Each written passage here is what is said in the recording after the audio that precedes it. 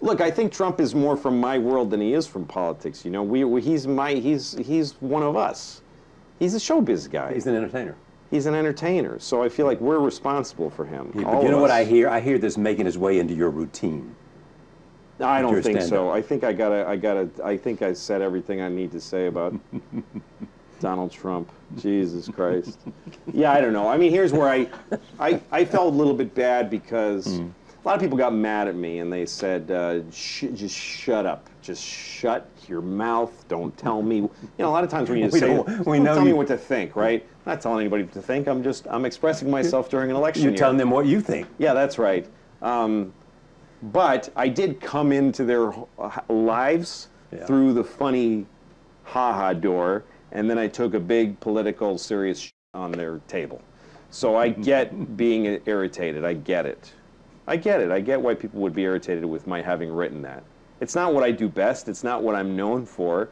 It's not what I'm asked about.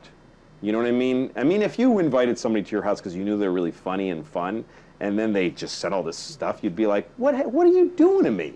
So I get why people got irritated. It's interesting to me, a lot of liberals got mad because I suggested that maybe conservatives and liberals have equal value and that they should each have a shot at running the government. Right.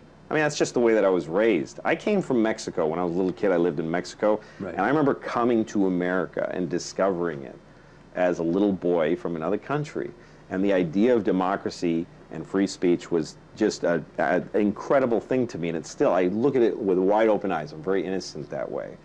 And the way I look at the world is that I feel a certain way about how the way a country should be run, but not everybody feels the way I do. So when there's enough of me to push the election over to our side, we get a president for a while. Yeah. But the other side, who feels differently than I do, they should get an equal shot.